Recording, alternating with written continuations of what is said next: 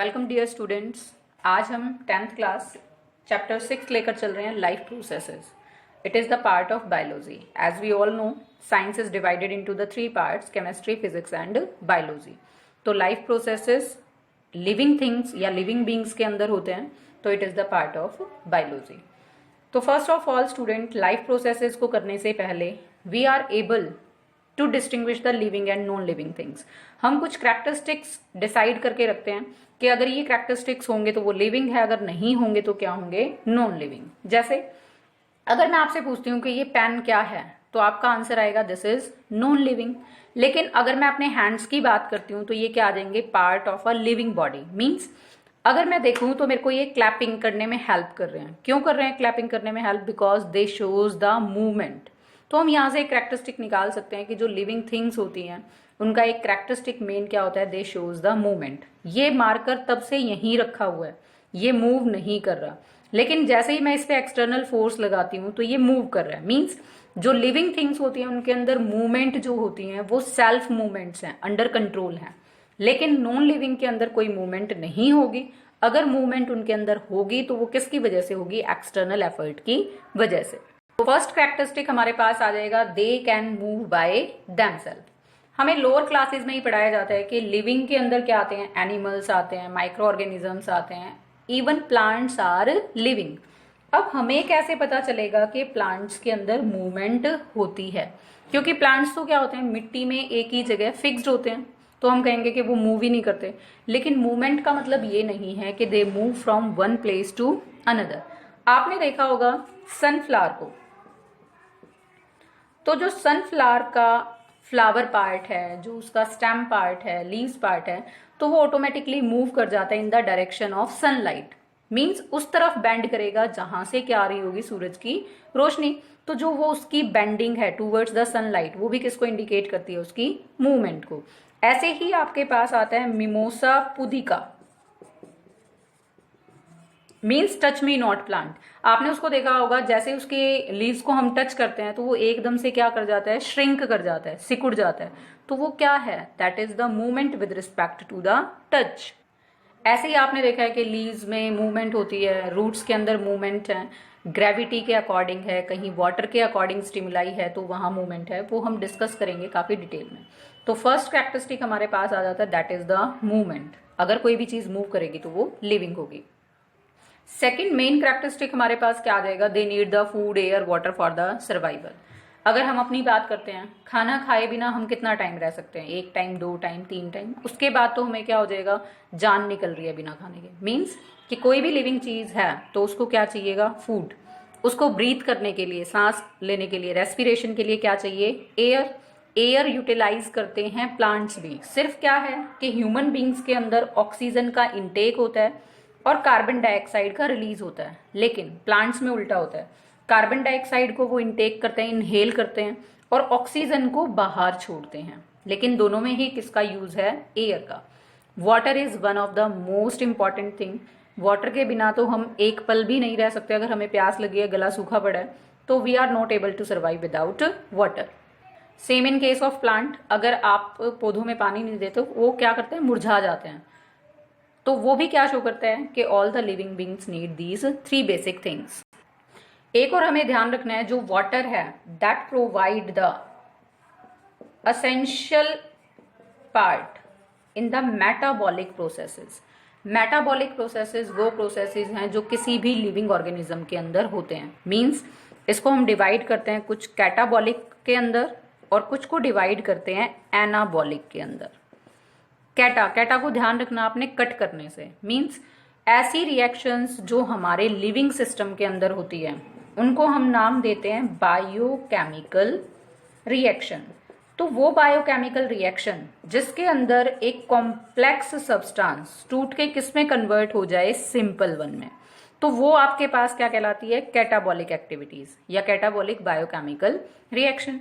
Anabolic में उल्टा होगा। अगर छोटे छोटे सिंपल सब्सटेंसेस जुड़ के आपके पास किसकी फॉर्मेशन कर देते हैं, कॉम्प्लेक्स की, तो वो हमारे पास क्या हो जाती है, एनाबॉलिक प्रॉपर्टी। और इन दोनों ही प्रॉपर्टीज को, कैटा और एनाबॉलिक को इकट्ठा करके हम नाम क्या दे देते हैं, मेटाबॉलिक बायोकेमिकल रिएक्शंस। कैटाबॉलिक में हम एग्जाम्पल ले सकते हैं, जैसे कॉम्प्लेक्स फूड हम खाते हैं वो टूट जाता है किसमें, सिंपल वन के अंदर, और उसके अंदर जो न्यूट्रिएंट्स हैं, प्रोटीन विटामिन है, वो हमारी बॉडी क्या कर लेती है, एब्जॉर्ब। और अगर हम एनाबॉलिक का लें तो उसमें क्या है, सिंपल जुड़ के क्या बनाते हैं, कॉम्प्लेक्स। तो क्या होता है, अमीनो एसिड, ए मीन्स अमीनो एसिड, जुड़कर किसका निर्माण करते हैं, किसकी फॉर्मेशन करते हैं, प्रोटीन्स की। Means amino acid simple part है, प्रोटीन क्या आ जाएगा, कॉम्प्लेक्स।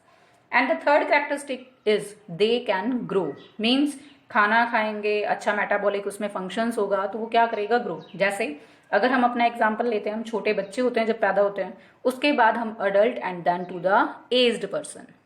ऐसे ही प्लांट में herbs, shrubs and then up to the tree stage. Next characteristic क्या होगा, they are sensitive. Means they are respond to the change around them. Means जो stimulus हम देते हैं उसके विद रिस्पेक्ट हम क्या करते हैं, कोई ना कोई सेंसेशन शो करते हैं। जैसे मान लिया कि आपके पास ये गर्म कोई भी कंटेनर है, अगर हम इसको हाथ लगाते हैं, टच करते हैं, तो एकदम से पीछे हाथ को खींच लेते हैं। मीन्स हमारे अंदर सेंसेशन है, उस सेंसेशन की वजह से हमने क्या सेंस किया, उसके हीटिंग को, हीटिंग नेचर की वजह से ही हमने हाथ को क्या किया, पीछे की तरफ। ऐसे ही आपने देखा होगा कई बार कोई आपको इस तरह से पिंच करता है तो हम हाथ को पीछे करते हैं। मीन्स वहां भी क्या है, सेंसेशन। देयर आर 5 सेंसेस, और वो है आपके पास skin, eyes, ear, tongue and nose. आपको ध्यान है स्किन किस में हेल्प करता है, टच को सेंस करने में, आईज देखने में, ear for the hearing, tongue for the taste and nose for the smell. अब आपके माइंड में क्वेश्चन आएगा कि प्लांट्स के अंदर तो ये सब कुछ होता ही नहीं है, नाक का नाक, लेकिन प्लांट के अंदर भी सेंसेशन होती है। जैसे अभी मैंने एग्जांपल दिया था सनफ्लावर का, टच मी नोट प्लांट का, तो they are respond with respect to the stimulus. वहां पर जो सनलाइट थी वो स्टिमुलस था, हमने टच किया वो क्या थी, स्टिमुलाई। सबसे इंपॉर्टेंट कैरेक्टरिस्टिक क्या हुआ, they breathe and respire.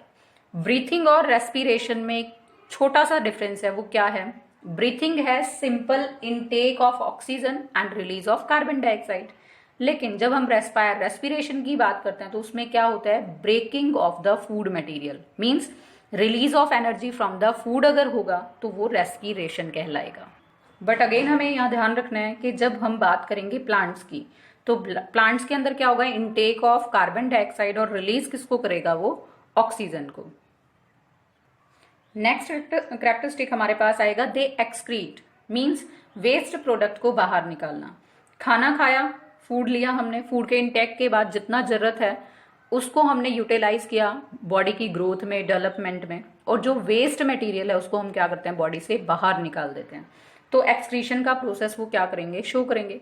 Same in case of plants and other animals. Animals में अगर हम बात करते हैं गाय की, भैंस की, तो वो क्या करते हैं, मिल्क प्रोड्यूस करते हैं। Milk is a kind of waste product in case of these animals, लेकिन वो हमारे लिए कैसा होता है, यूजफुल, और इसीलिए हम उसको पीते हैं। ऐसे ही अगर हम प्लांट्स में लें तो प्लांट्स के अंदर जो रेजिन है, जैसे आपने देखा होगा गूंद लगता है, गूंद जो है वो किसका फॉर्म है, एक्सक्रीटरी प्रोडक्ट की फॉर्म है। ऐसे ही कुछ उसके अंदर फ्रूट्स हैं, कुछ फ्लावर्स हैं, किसी में रूट्स हैं, these are the waste product form of the plants. And one of the most important that is they can reproduce. Reproduction का प्रोसेस शो करते हैं। जैसे अगर हम ह्यूमन बींग्स की बात करते हैं तो अपने जैसा ही यंग वंस आ जाता है, पैदा करते हैं। Means that process of production of the young ones from the mother is known as the reproduction.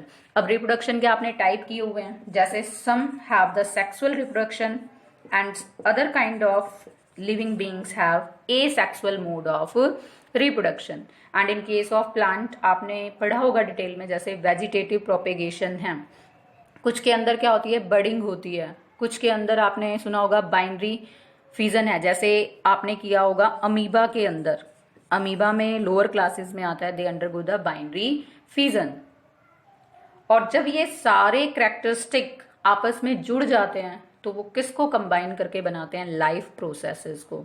Means life processes की जब हम बात करेंगे तो हम कहेंगे the basic functions performed by the living organism to maintain their life on the earth. जैसे अगर ह्यूमन बीइंग सब कुछ काम करे लेकिन लास्ट वाला रिप्रोडक्शन का काम ना करे, तो इट मीन्स वो अपनी प्रोजनी को, अपनी रेस को मेंटेन नहीं कर पाएगा। रीजन, कुछ टाइम के बाद क्या होता है, बच्चे से बड़ा, बड़े से बूढ़ा और फिर डेथ।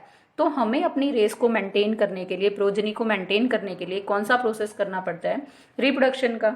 ऐसे ही अगर एक्सक्रीशन को बाहर ना निकाला जाए तो बॉडी के अंदर क्या बन जाएगा? पॉइजन, टॉक्सिक सब्सटेंसेस, जो हमारे लिए क्या होंगे? हार्मफुल। अगर हम बात करें कि हम ब्रीथिंग और रेस्पिरेशन ना करें तो we are not able to live. अगर हम किसी सब्सटेंस के प्रति सेंसिटिव नहीं हैं तो means we are not living. तो जब हम बात करते हैं इन सभी कैरेक्टरिस्टिक्स की, बेसिक फंक्शंस की, जो एक लिविंग ऑर्गेनिज्म परफॉर्म करता है अपनी लाइफ को मेंटेन करने के लिए अर्थ पर, तो वो सारे के सारे क्या कहलाते हैं? Life processes. And that is the name of the chapter and that discuss in the next video. Thanks and have a nice day.